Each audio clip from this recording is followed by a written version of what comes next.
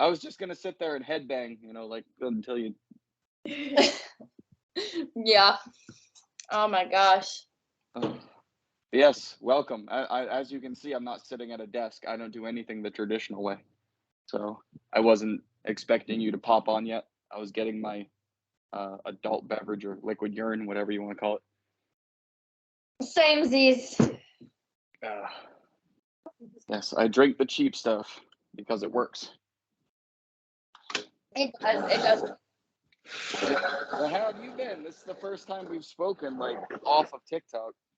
Yeah, I've been good. I've just been dealing with, I've been dealing with I've had my custody battle ongoing up until recently. It was my daughter's dad, and then my daughter's still ill. She's still sick, so I'm still not able to go to work because I've got to stay home with her, take her to doctor's appointments. She can't go to daycare, just different things. I mean, been kind Kids, huh? Kids is fantastic. Great. Gotta love them. What do you want? Birth control likes being the aunt, not like being the parent. Right. This one's my annoying one. She wants to say hello. Hi. Hello. Okay, go away. Yep, that's all they get. I want attention from Dad. All right, 2 seconds. There you go. Yep. That's all I can spare for the day. Mm-hmm. Jesus. All right. Yeah, like I said, this is a free-based conversation, so we talk and see where it goes. Some of these have gone completely left field, but they're fun. Oh, okay. Yeah, pretty much just been busy lately, just dealing with the kids, dealing with different things going on with the custody battle, and just trying. Sounds like a whole lot of fun. I went through one of those, so I know exactly what you're talking about. All of mine live with me, but luckily it's so right now. Yeah, mine's ended now. It's not active anymore. We just signed settlement paperwork, and he willingly gave up all custody to her, so that was much easier on me instead of having to keep going to court and drag it through a courtroom. It's just, hey, he willingly gave up custody, is willingly giving up his parental rights, and it's just I want nothing to do with it anymore. And I'm like, that's fine. Right. And I mean, sometimes that's the best way, but it's one of those things, because I went through that with my ex too, and I think the only one that's not angry with her is me. Yeah. I'm not angry with her because she willingly walked away to make things better, and I'm not angry at all. I'm actually completely elated and happy with it. But everyone that I explain that story to, in our circles, how dare she? Well, she did the best thing she could think of. She walked away. So there you go. Yeah. I'm angry. I think, and I know Alex can definitely attest to the fact that I'm angry. I'm angry because it should have never got to this point with him. It should have been a very simple, he was using her as a pawn to piss me off. So it should have never gotten to the point that it got to where it was I'm going to do this or I'm going to do that. And it just really, really irritated me because it got to this point where it was he literally said to me, he was just I said, do you even want anything to do with her? And he was just I said, do you even want to be in her life? And he said, you're the one who has to process that paperwork. I said, what are you talking about? He said, if you want me out of her life, gone and done, he said, I'll sign the paperwork. Just draw it up. I was like, you're kidding me, right? Jesus. This a freaking year ago, before I spent a year going to and forth and back and from court, dealing with something. And it's just now it's just all about money still. It was all about, he didn't want to keep spending the money on lawyers to keep fighting. And I was like, bro, I've got it in me. I will pay this off for the rest of my life. Keep fighting. Let's go. Keep testing. Right? That's your key. You don't give up for nothing. Unfortunately, children are the best and the worst of chess pieces. And people use them, and it's unfortunate. It is. But you know what? The whole situation will be better for it. I know you don't see it that way yet, but you will. When you no longer have to fight to make decisions and the who's, what's, where's, and when's. Oh, yeah. It makes it being the only one making the ultimate choice of this is what's going to happen. So You'll look definitely. back on this a year from now and be like, okay, it was well worth it. Even though it was a year of horse shit, you'll look back on it and realize it was the best thing to happen. Because it got us to the point that we're at now, and it, giving up custodial rights is the one thing, and then now he's giving up parental rights, so it's making it even easier. So like now, my fiance is going to adopt her when we get married. It just makes it so that she still gets two parents, and she still gets two people that love her, even if it's not her biological father. She still gets two people that love her, and that's what matters. Right? Exactly. And this might come off as kind of snide and dark humored. Forgive me, it's the way I am. That you should celebrate. You got to celebrate. Take her somewhere fun. Oh yeah. I mean, truthfully, yeah, because it's a good thing. I live 2 hours from Disney. Just saying. I'm not taking her back to Disney anytime soon at all. That was a disaster when I took her to Disney. I will never, not anytime soon. She's gonna have to be like 8 to 10 years old before she goes back to Disney. I was gonna ask, was it the park or the child? It was slightly both, because it was January, but it was hot as hell. It was it's Florida. Yeah, and I was Florida. so bad, and it was like she didn't like. I thought, okay, this will be fun. We'll go on some baby rides, this, that, and the other. She did not want to do a damn thing. She sat there and just screamed, and I was like, you know what? I give up. I give up. We're gonna go home. I give up. So not again. Yeah. So, in terms of it being cool, you want to do like February, March. That's our winter. See? Other than that, it's hot as hell. That's so ass backwards. It is really ass backwards. It's really ass backwards. Yeah, because like down here in Florida in December during Christmas, you can wear shorts when you're saying Merry Christmas and singing carols. February and March, if you're a native, you're in pants. Too, and it's really weird. Yeah. Yeah, we've had a couple of those here. You can go. Okay. I'll see you later. Love you. Love you. Mwah. Mwah. Be safe. Nice meeting you. Bye. Oh, she's got to go home to the hubby. Oh. But no, it's just we have hot times up here too, and it's just like it kills me to see it. Like it's so warm up here occasionally. Like recently it's been so warm, and it's been like pollen filled, and I'm just dying. Like I die from it all the time, and I'm just like, oh my God. Yeah. Kills me. It's funny to listen to it too, because I was born and raised in New Hampshire, so I know the four seasons. I know all four of them. And up in New Hampshire, I mean, it was 8 months of snow and cold, and then maybe you got some warm weather along with some rain, and that's about it. That's about all we had. They called it 4 seasons, but it was like 2. Down here, I get to listen to people who come down from up north bitch about the weather down here. I'm like, you gotta choose one. you came down here to get away from the snow. North Carolina, South Carolina, you have like the happy medium where you do get all 4 seasons. Like you get the summer, the hot boiling summer, you get like the misty kind of cool fall, and then you get like that winter time. But winter in North Carolina is like late December into January, half of February maybe. And then you get to the second half of February and into March, and it's like how it's been lately. It's been like 70, 75, 80 degrees. And then you hit April or May, like the end of April, beginning of May in North Carolina, and you're hitting 85, 95, 100 degrees. And it's hot and it's humid, and it's never dry heat, always heat. And it's miserable sometimes, but truthfully, I would rather be burning up than be cold. Because when I'm cold, I'm uncomfortable and my bones just hurt. So I would prefer to be burning up hot than anything else. Yep, that's why we came here. Yeah. I think the winter we decided to move, it had reached at nighttime, like early morning, negative 35. Oh my God. And that was in December. And my wife told me that, and we were like, okay, we're done. So this is literally like it. We're gonna, as soon as our tax return rolls in, we're gone.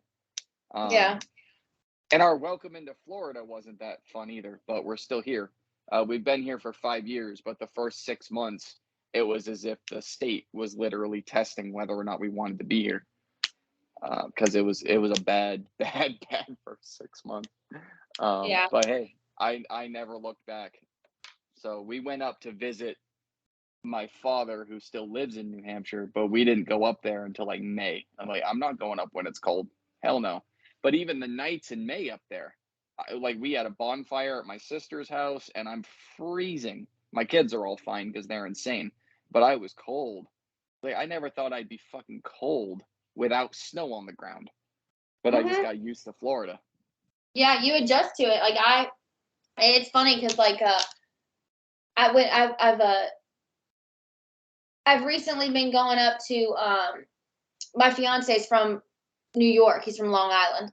So I've been up to Long Island twice now with him, and the first time was in October, and it was cold. It was cold, but there were some warmer times to it. So it wasn't cold to the point that like we went on a bike ride in the cold, but it wasn't it wasn't horrible because it wasn't super duper windy or super duper cold. It was just crisp and cold.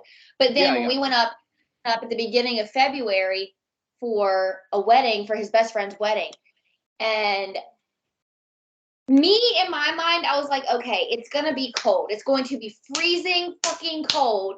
I need to make sure I pick an outfit for the wedding that is warmer. Like it's a dress, but it's warmer. So I was over here looking at long sleeve dresses, like sweater dresses. I was like, I need something warm. And I was right too, because it was cold. It was like 15 degrees. I was like, and the wind chill was even worse. So I was like, I was freezing. I was like, never. And he was cold. So I was like, all right, you've adjusted to the North Carolina weather. So like, you're good. You've adjusted too. So I'm not crazy. This is actually cold. He was like, no, this is actually cold. And I'm like, all right. And we got. Who the hell gets married in the winter? Why? They should outlaw that. I swear to God. If I ever get invited, if I ever get, I don't care if it's indoors. I do not care. If I ever get invited to a wedding during the winter time up north, I am respectfully declining with a big fuck no. I'll catch it next time. Not gonna happen. Like, sorry, Yeah. I'll send a gift. Give me your friggin' Amazon wish list. I'm not coming. Hell no. I wanted to go. Like, my thing is, I wanted to go because, little did I know at the time, but my fiance actually proposed to me on that trip. So it was nice because it was like right before the wedding, like the day before the wedding, or it was actually the morning before the wedding, he proposed to me, and we kept it quiet, obviously, because it was like his friend's special day and stuff. And we told his like close group of friends that night, but we didn't say anything out loud, like big announcement. But like, little did I know that it was kind of a good thing that we went, because he did it at one of the most beautiful spots up there on the Sound. Between Long Island, and you could, it's just beautiful. The water was beautiful, and I was just like, I couldn't ask for a better spot. However, he proposed, and we were gonna take a picture, and I said, "Can we just take a picture in the car? It's really cold." Right? Like, it's like, I'm sorry to ruin the moment. I love it, but I'm freezing off over here. Right? I don't know where's the finger that this ring is on. So like, can we get in the car, please? Like, this is just miserable. And I tell and it's so funny because his parents, they're close to they're close to retirement. I mean, his sister's in grad school, and he's, we're both about to be 25, and it's just, we're at that point where we're just like, you know what? His parents are at that age, they want to retire. They're ready to, just, get out of New York, and this is what, that, and the other. And I was like, oh, okay. And his parents talking about, and I'm like, oh, because we're not leaving here anytime soon. Like, my family's here, and, his job's here, my job's here. I don't want to leave. And so it's great because, like, his family's like talking about moving down here, and I'm just like, no, but it's not cold down here. Just keep that in mind. It's not cold. Absolutely, right? It's not cold down here. It's hotter than hell down here. Right? It's literally the polar opposite. You're either freezing or you're sweating. You gotta pick one. Yeah, and I told him, I said, look, there's a reason that there's a song named "The Devil Went Down to Georgia," because I'm telling you, it is hotter than Satan's hell down here, and that is just how it is. And they're just like, okay, and I'm like, you say okay now. Right? It's not. It Stay is over not now. cold. You get maybe 5 or 6 weeks of cold, and that's about it. And you That's never about see it. snow. We have snow for 12 hours, and then it's gone. And then you never have white Christmases. You barely ever see snow. If it does snow, the schools are closed down for 5 days, but it only snowed for 1 day. I mean, there's nothing here when it comes to snow. And they're like, did they prep their roads? I'm like, oh yeah, we salt the shit out of our roads. That's why there's so many damn potholes. But we don't have snow to be salting it for. Right? They're just doing it because they're terrified. Yep. 1 day of snow, they're like, all right, 100 pounds of salt, let's go. Like, Yep. you know, that's not, just wait till tomorrow. You know, that's not necessary. Exactly. You can see it's not even going to be needed. Right? You're going to put the salt down. It's going to melt immediately. So have you two set a date yet? No, we haven't. We're thinking about just waiting a while, truthfully. I mean, we've been together for a year, and, you know, both of our mindsets have been that, like, when we knew pretty quickly, like, that we wanted to be with each other for Yeah. the rest of our lives. We both, and it was one of our minds. You don't need to wait 2-3 years. If it takes you 2 to 3 years to figure out that's the person you want to be with, it's not the person you need to be with. So we knew pretty quickly that this was like, oh, we want to be with each other for the rest of our lives. And we intertwined our families pretty quickly. And we were fine with that because they got along great. And, you know, we saw a serious future with it. So we haven't set a date. We want to take some time with it. We want to, you know, we want to take a couple of years to just we want to plan an actual wedding. I never had my first marriage. I didn't have an actual wedding. His first marriage, he didn't have an actual wedding. We want to give our families a sit down wedding with a ceremony, with the DJ booth.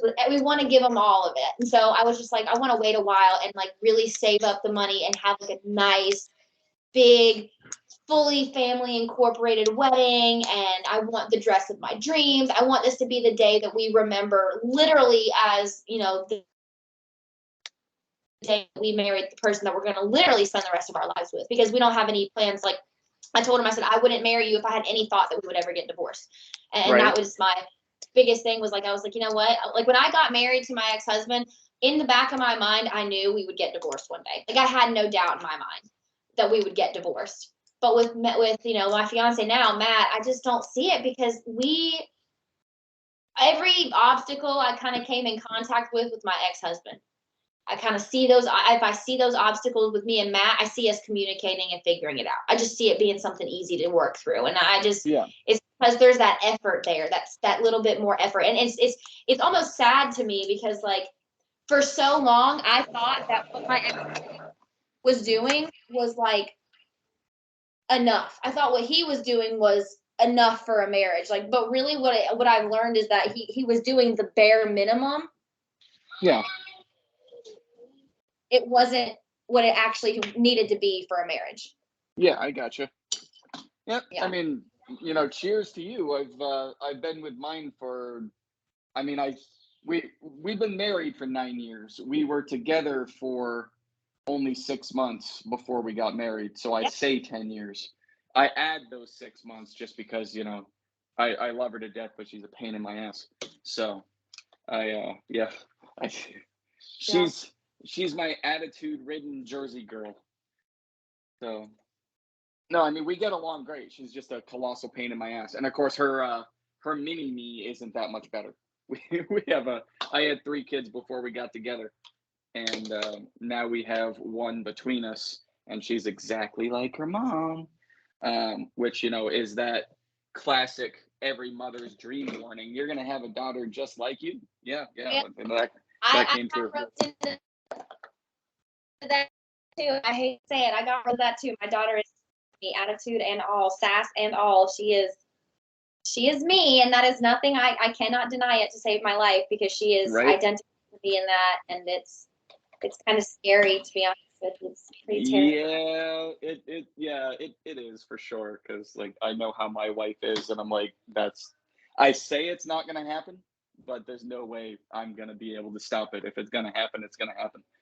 So but yeah, I knew my wife for 3 years before we even started dating. We were friends, and when we got together, I mean, I took her off the market pretty much right away because I had already been waiting 3 years. So Yeah. when I mean, I think it was like, and it shocked the shit out of her friends too.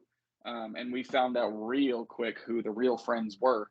Oh yeah. Because I think after a month, we announced our engagement, and there were a bunch of them that were like, "What the fuck?" And then we found out that all the ones that were screaming "What the fuck" were loudest were actually jealous and wanted to be with me, and were pissed off that I was taking myself off the market too. And I'm like, why? First of all, like, you know, my ex, why the hell would you want to be with me? But at that point, I didn't think I had much value anymore. And now I know that that was just me being sorry for myself and full of shit. But everyone goes through that. Yeah. And that's how I felt initially whenever me and my ex split. I just like my self-esteem was so torn to pieces. Like, and I hate to say it, but it seems like it's so much more common to hear nowadays is people talking openly about like their abusive narcissistic relationships that they've had. And it's just like, you know, I had that horrible thing in I just didn't think much of myself. Me and I split, and it took me like a year alone and like find myself and like learning to love myself before I even found my fiance. And once I found him, it was just like I told him from the beginning, I was like, look, I don't need you in my life. I don't need anybody in my life. I don't need a man. I don't need anybody to tell me, hey, I'm gonna stay right by your side through all this. If you choose not to stay in my life, you choose not to stay in my life. That's fine. You do you, boo. But I'll be fine at the end of the day. You know, right? that was exactly. That was the greatest thing about it was like it kind of made it so that I had, you know, I had somebody who like understood like, hey, I don't need you here, but I want you here. So understand, that's a big I'm not difference. going to sit here and depend on you. I don't need to depend on anybody, but I'm choosing to have you in my life. And that was the best part about the relationship from the beginning was like him understanding like, and both of us really understanding like, hey, neither of us need the other person. We want. Yeah, it's a Feels in there, big and that's much difference. better than needing somebody. Yeah, wanting is a big difference. Like for some reason, and this is, I don't know. I really don't know how to categorize this statement, but I think if you need them more than want them, it's a disaster waiting to happen. Oh yeah, Like and that really never works. yeah, and like I think that's what the big thing with my ex-husband was. He put me in a position to absolutely need him instead of want him. So I was constantly in this state of like feeling like I was depending on him, and I never wanted that. But that's the place he put me in through, you know, from like excluding me from my family and like my friends and all this other stuff. So I neglected putting myself and my priorities first, and so it just made it really difficult. But I found my way out of that, and I'm so thankful I did. I'm just so Right? happy that I'm finally away from him. Yeah, And I've told my fiance, I was like, and my mom, I was like, whenever this custody battle is like completely done, I'm posting like a TikTok. I'm gonna be, because I haven't really told what happened with my marriage, my first marriage, on TikTok. And I'm a person for, you know, domestic violence advocates. Like I think it's a good thing when you speak out about it. It helps warn other people. Like you need to be very conscious of it. Yeah. And I haven't spoken my story out of fear that it would hurt my custody case, out of pure fear. So now that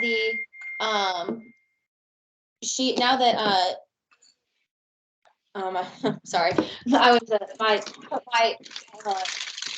daughter's uncle is watching her right now. They're on a walk out.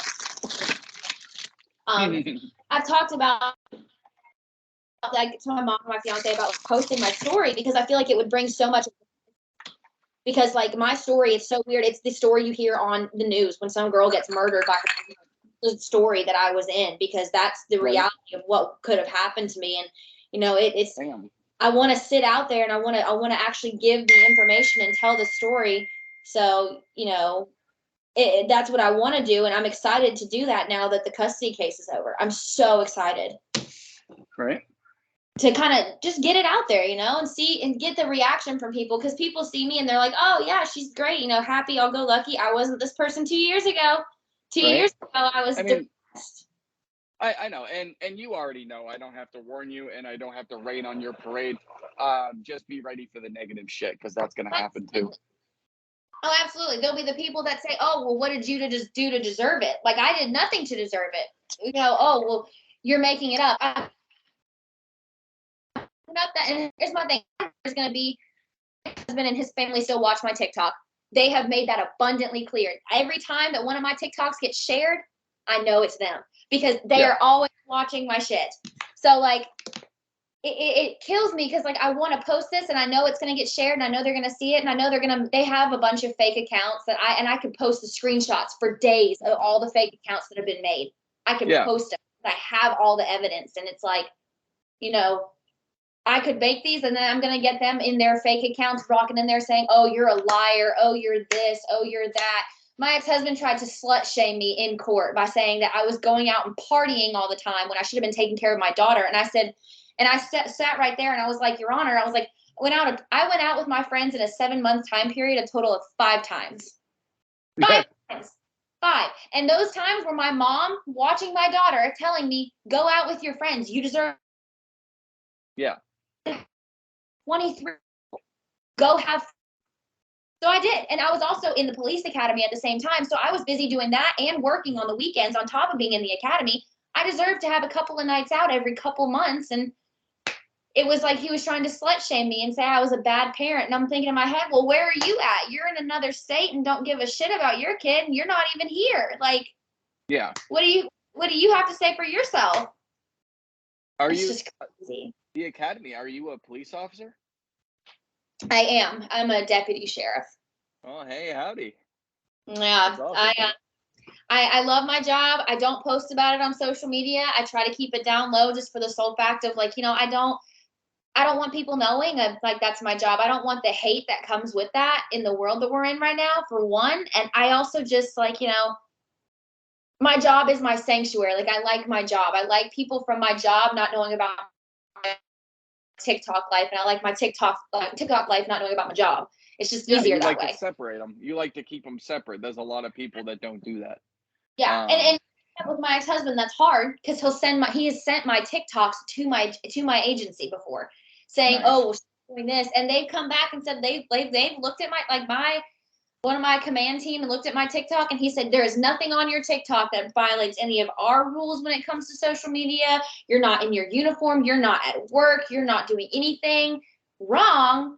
So there's no grounds for anybody getting in trouble on this. And I was like, exactly, right. But they want to cause problems. So yeah.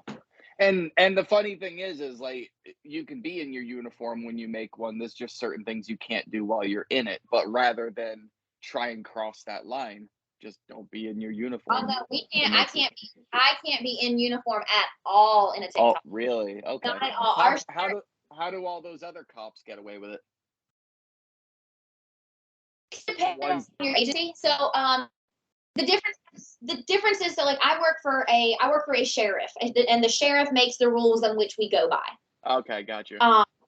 When it comes to like social media and stuff like that and whatnot, he can change. Like if there's an election coming up, if the same sheriff stays in place, same guidelines will stay in place. If a new sheriff comes in, new guidelines might come into play. They could change us from our uniforms. We wear Class B uniforms, so we wear everything except a tie and a campaign hat. That's literally, we wear Class B uniforms, so we are one step underneath the troopers.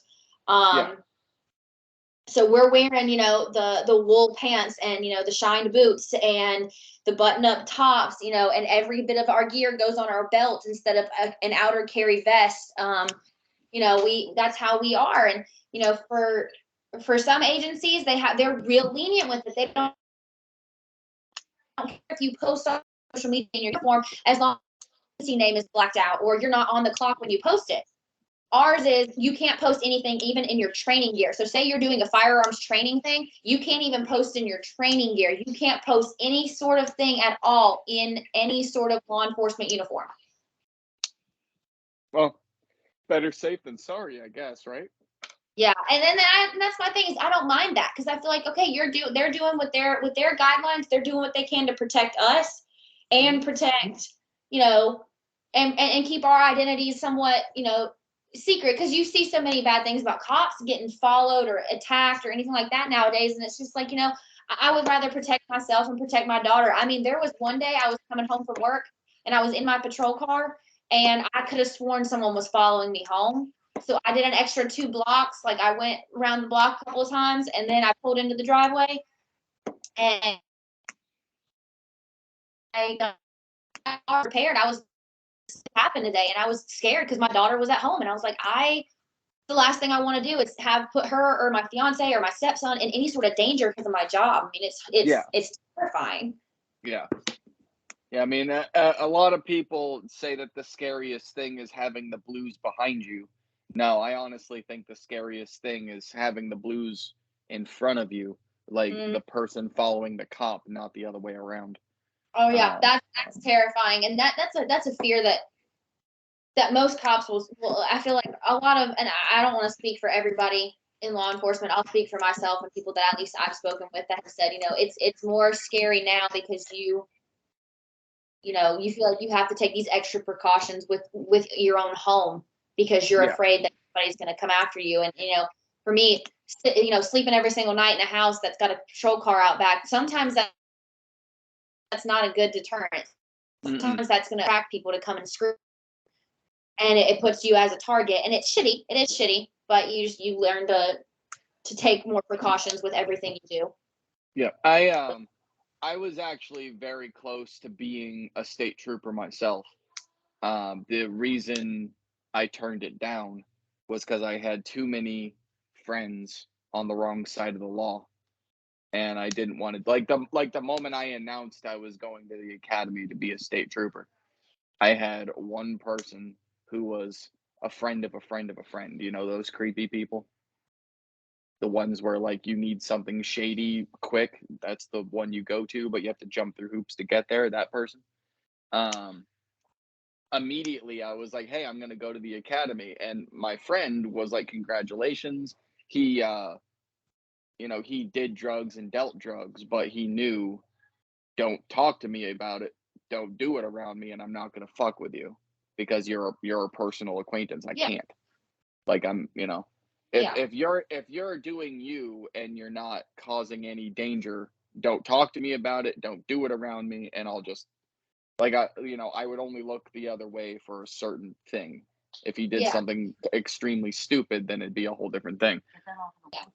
But one of his friends looked right at me at the moment I announced it and was like, "Oh, cool, you can help me with my coke trade between Mass and New Hampshire." I was like, "What the fuck are you talking about, dude?"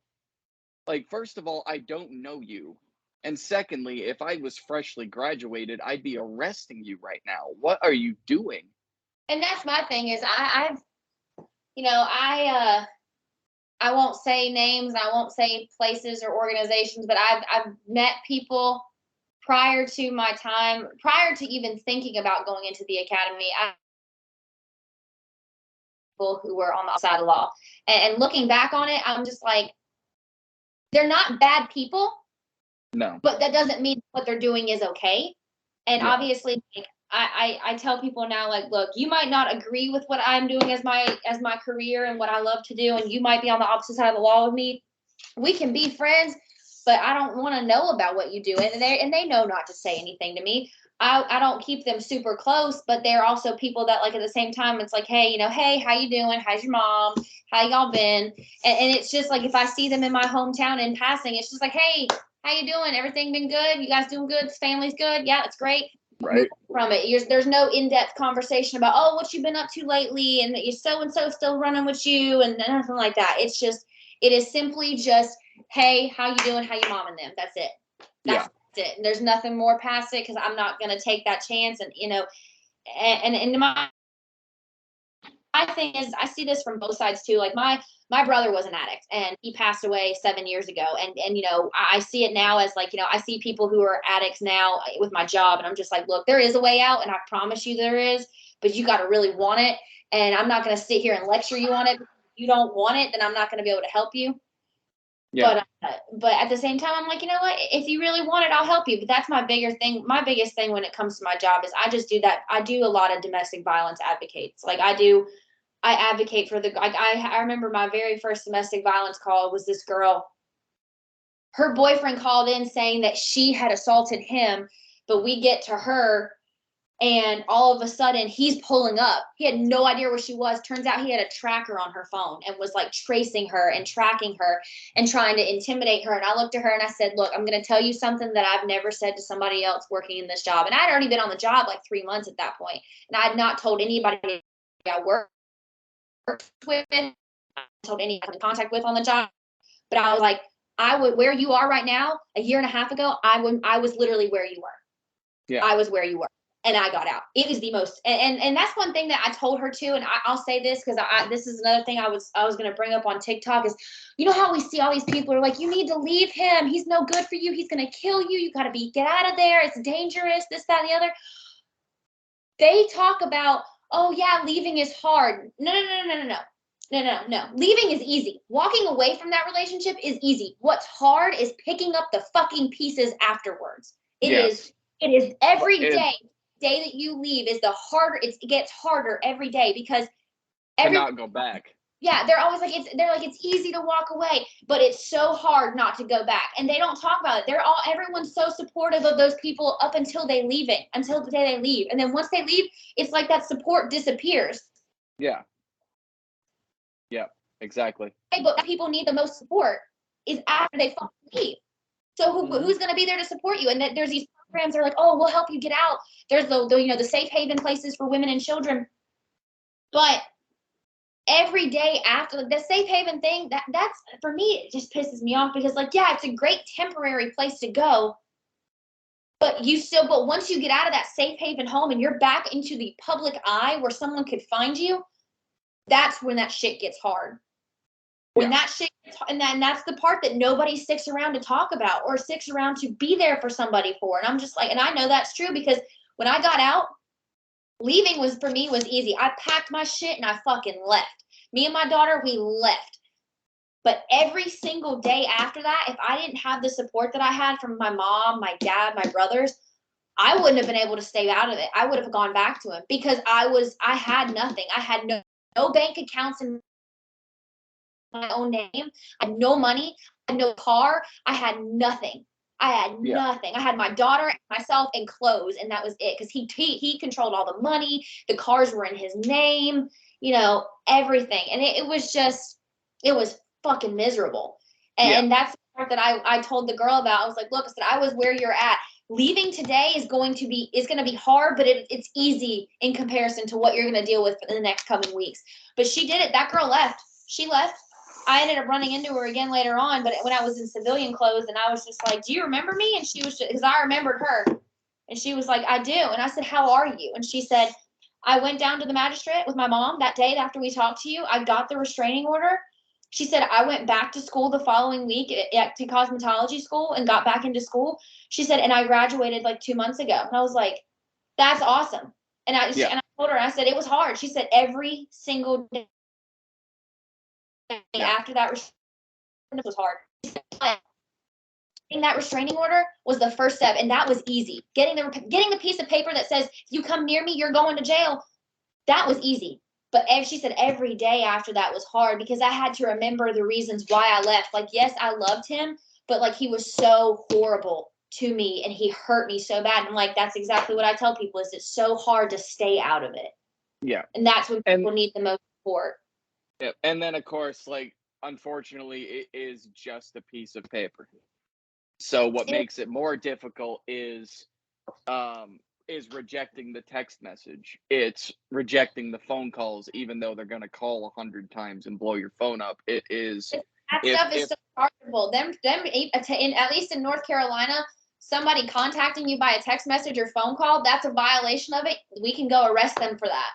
Oh, I understand that, but how many people are going to get that restraining order and then they're going to get that text message and they're going to immediately call a cop and be like, hey, they're violating it, especially if it's like the day after they left. Then they get the restraining order. They still have all these feelings going on. It gets more and more difficult because yes, you left. You got the restraining order. Fantastic. Kudos to you. But then if they send a text, you don't read it. And people do not know how to not read a text message. Or they feel like, oh, I'm not going to block them, or I'll get the text message, or even if they do block them and they come from a different phone number at that point, hard not to read them. But like I said, that's where I get pissed off, because I'm like, people are talking about all this supporting a person and this, that, and the other. But when they really need the support is after they make that first step, because that's when they need someone to stand by them and remind them of why they left to begin with.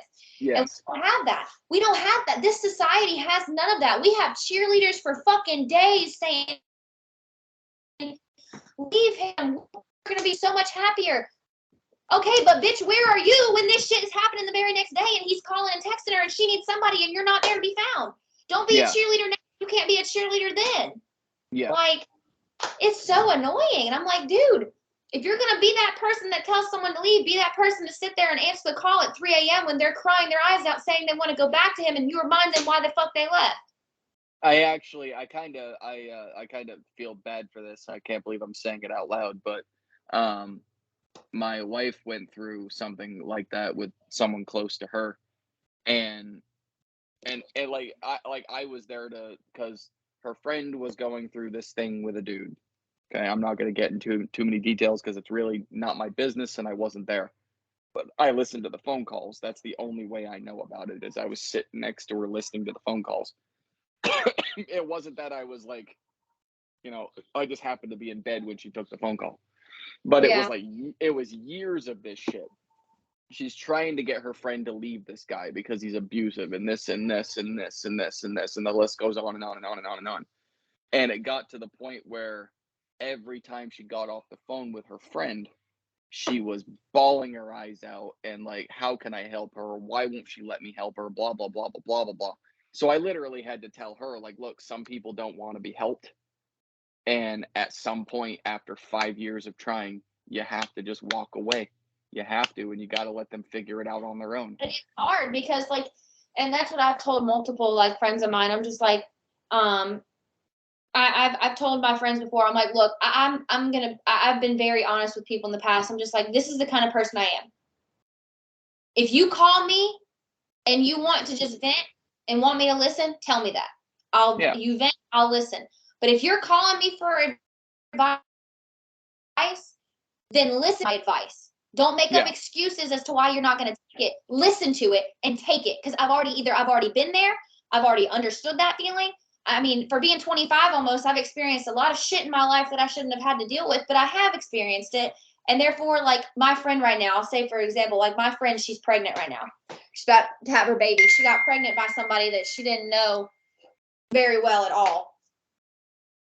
And I love her to death. I do.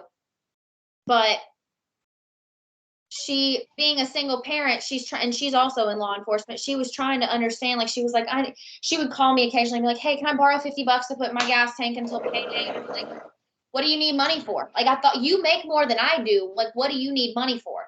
Well, gas. Right.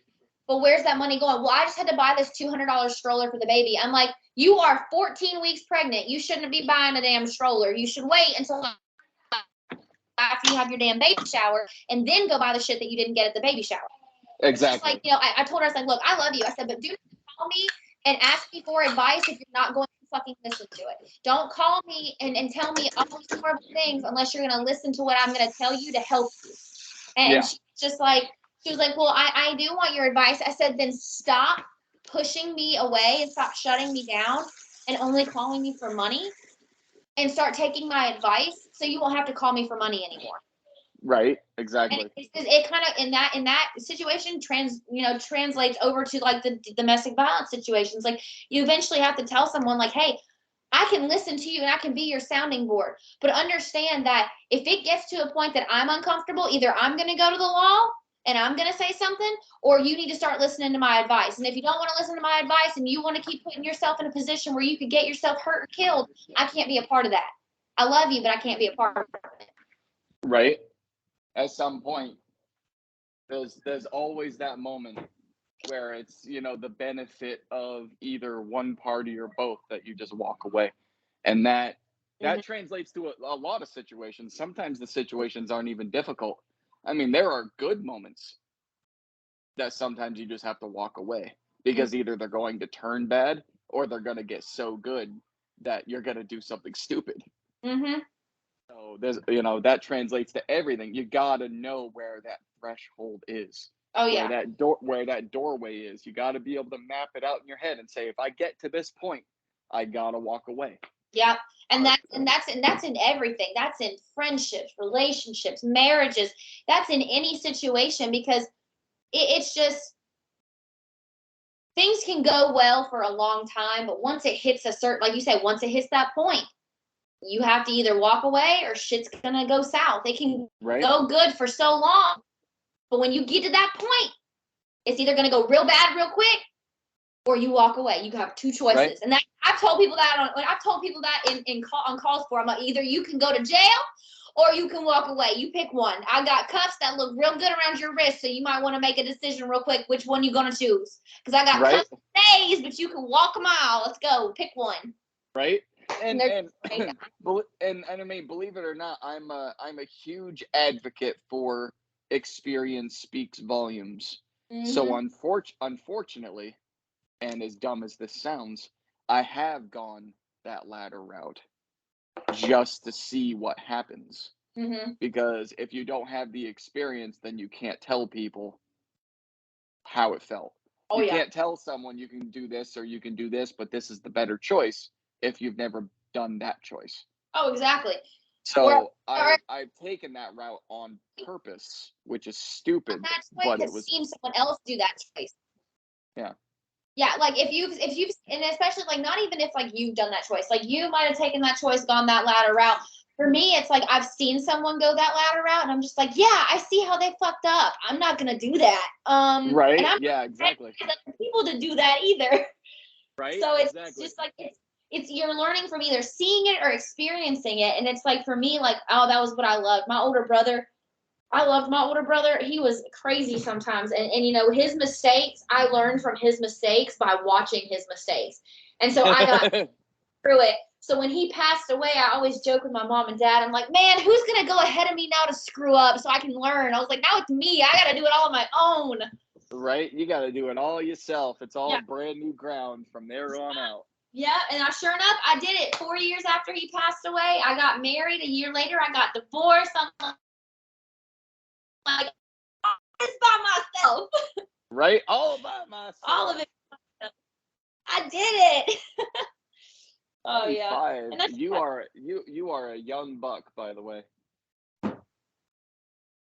Old.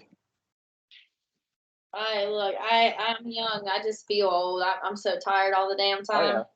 Oh, yeah. Believe me, I run a zoo at my house. I've got 4 children, I've got 6 animals, and I've got my wife. I run a zoo here. I've got 3 dogs. When the fiance's home, it's him, his son, me, my daughter, and then occasionally we have like Emery's uncle Jake that's here tonight. While I help him watch her while I'm on here. You know, he come over and he's like a whole other big kid, and it's. Right? And then that's how most of my fiance's friends are. Like his best friend Danny, love Danny to death. Danny's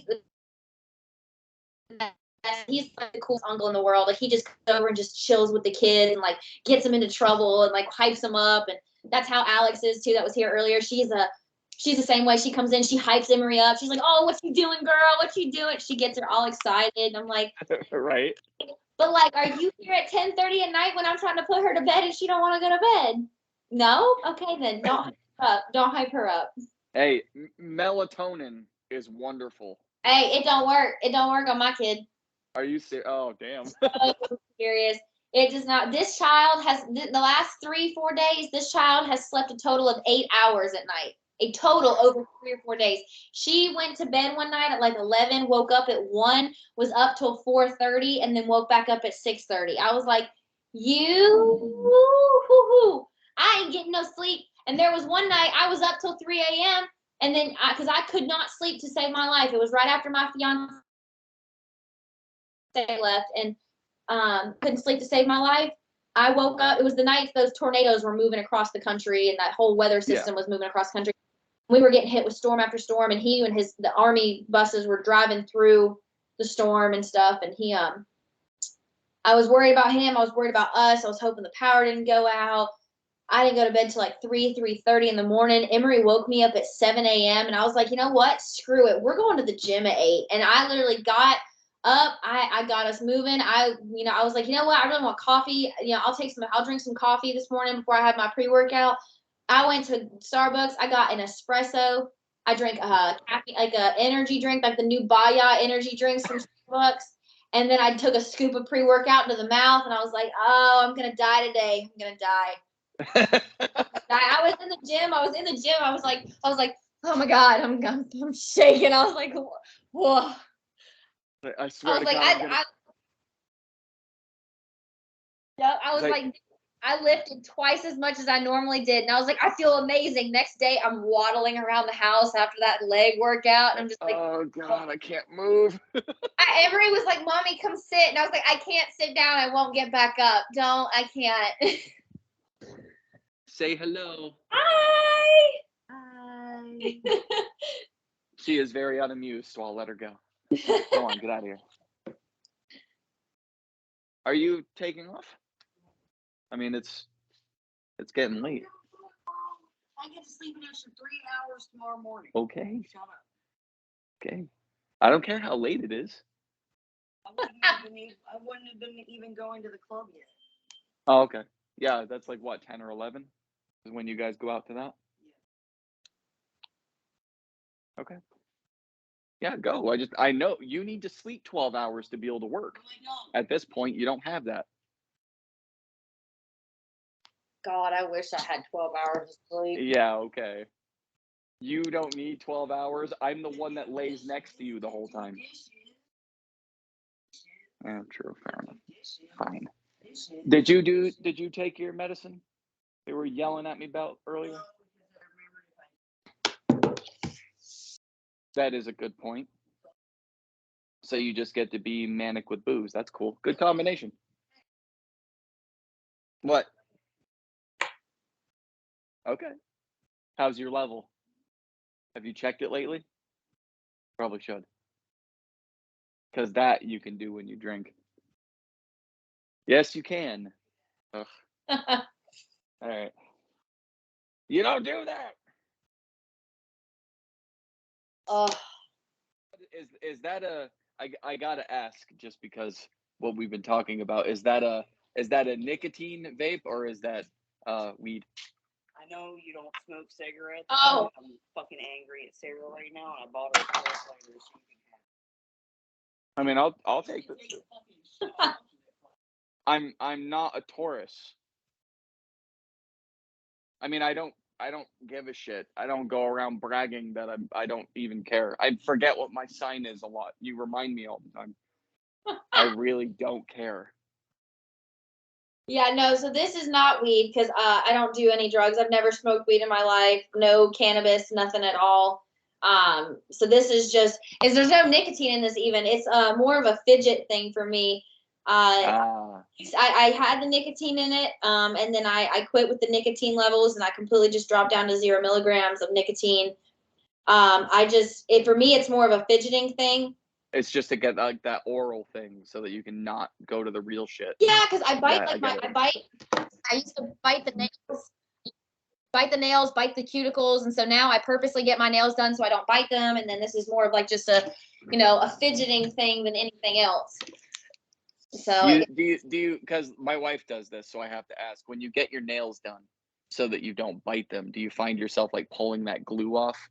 No, like I won't even touch it now. Like I literally, like, now when I get them done, I don't even touch them. I just let them be, and I just let them grow out and then go get them done again. But I used to like bite my my cuticles off like a lot. Like I would nibble at the corners, and like, so now I'm just like, I don't touch them at all, and this just helps balance it out and kind of keep me distracted a little bit. I got you. It keeps me from needing to, and like I was for a while I was like, oh, I need the nicotine, but then I completely quit the nicotine cold turkey, and I was like, fine. I don't think it's like a motion habit.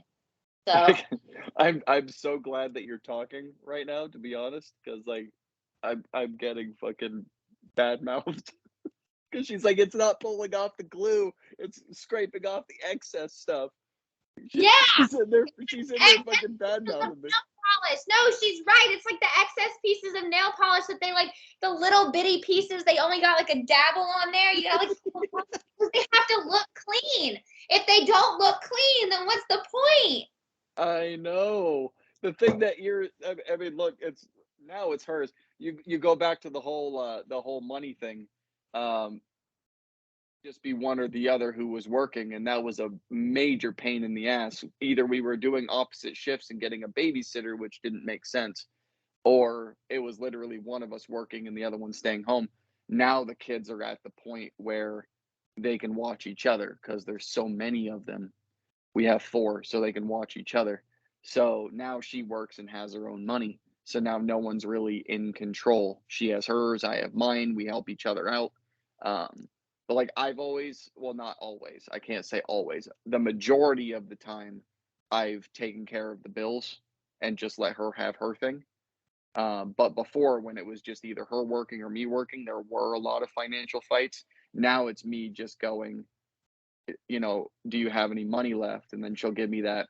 No. I'm like, where the fuck did it go? Like, but whatever, it's hers. Yeah. I just like to bust her balls. But yeah, like there have been moments she went out and spent like $85 on fucking nails, and they looked fantastic. And then like 12 hours later, I see her in the bathroom going, I don't want these on my fingers. Like, why did you get them? It happens. Every woman has been through that phase. It's fine. Every woman does that. At some point in time, every woman will love them initially, and then 12 hours later, they're like, oh, I hate these things. Get them off of me. And like, they hate them. Me, I'm so picky about my nails that I will almost do the exact same thing each time because I'm so picky that I don't want to get something and then hate it. This was like, the colors I have on it now was like a long shot. Like, I didn't think I was going to like these. Ended up freaking loving them. And I'm probably going to go back and just change the pink. Like, get these the same colors and then just change the pink to teal. Like, that's literally probably all I'm going to do different. Because it's just, if I like it, why change it? Right? Do you ever do holiday themes? No, I don't. Because I feel like I'll do the holiday theme and then like it's one day and then it turns around and I still have the same nails for 3 weeks. So it's just kind of like Fair enough. kind of stupid at that point. I'm just like, Hey, babe, wasn't there one point where you had multiple holidays on your nails? Yeah, you had like Halloween, Christmas, Thanksgiving. Yeah. She went out and got like each holiday on one finger. That way she wouldn't hate that's cool. what she was. Yeah, that way like each finger represented, like this one's Thanksgiving and then a month later this one's Christmas. Okay, well fine, be that way. Hey, I mean, it works. I would have done it, but I can't. I don't do the holiday nails. I like to do solid colors or like I like earthy tones. So like I'll do like greens and I'll do like a dusty green or like a sage green and like a brown, a black, a white, a tan. Like I just do like those colors. I don't like pink. I don't like purple. If I could do black all the time, I'd do black. Actually, no, she liked the idea, so okay, then hate the idea. See, like I love talking and then hearing your reactions. Half the shit I say she calls stupid, and I just like I live for that moment. Oh my god, Crazy. I love it. Sometimes I say things just because I know what your reaction will be. I've been with you for so long. Hey, you know someone that well, that's perfect.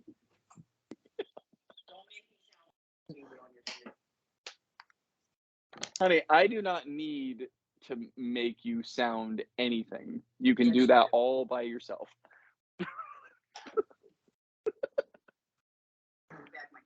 I don't want to give you back your cap. You threw it at me. It's mine. Okay. The dogs will clean that up.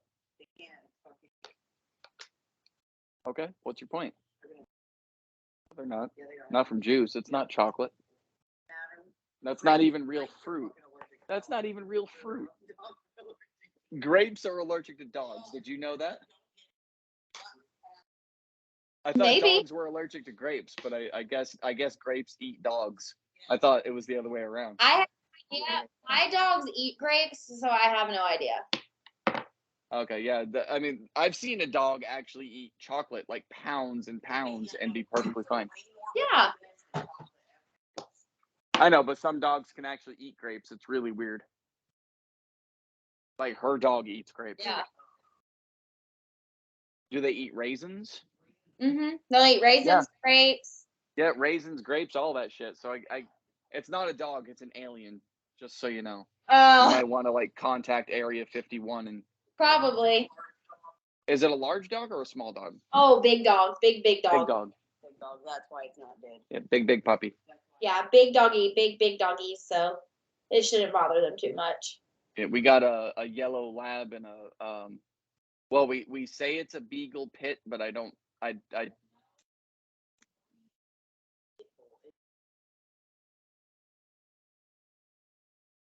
your beagle mix. Okay.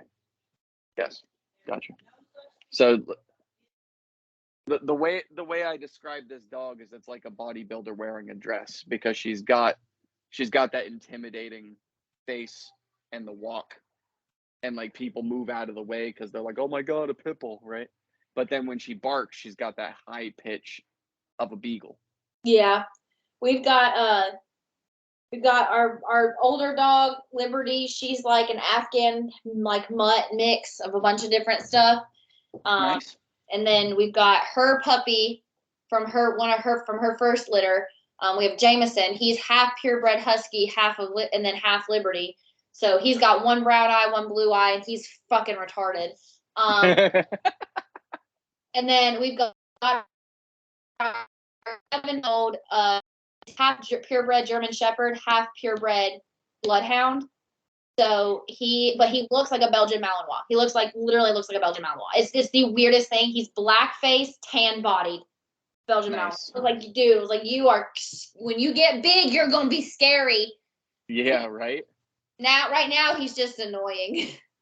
Yeah, they all start annoying. Sometimes the annoying doesn't go away; they just get bigger. Oh, absolutely, absolutely.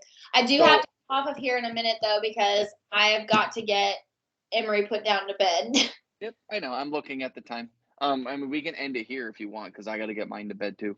Yeah, I gotta get her to bed. She did not nap today either, so she's been up for 15, 16 hours now. All right. Well, good luck getting sleep. Maybe the nap will actually put the kid out for more than an hour and a half. Maybe. Yeah, I hope so. I really hope so. Right. Yeah, but right, it well, was great talking to you. Oh, absolutely. And good Yeah, luck. thank you. Thank you. I appreciate it. All right. Later. Bye.